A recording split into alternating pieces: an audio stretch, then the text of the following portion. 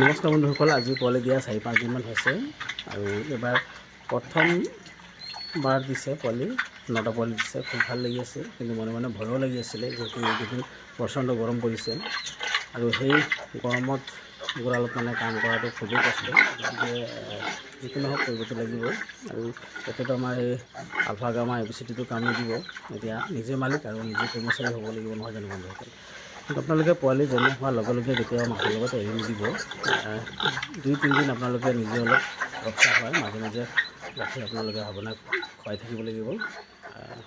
যেতিয়া দেখিব পোৱালি সুস্থ হৈ উঠিছে, তেতিয়াহ'লে আপুনি মাকৰ লগত এৰি দিয়ক।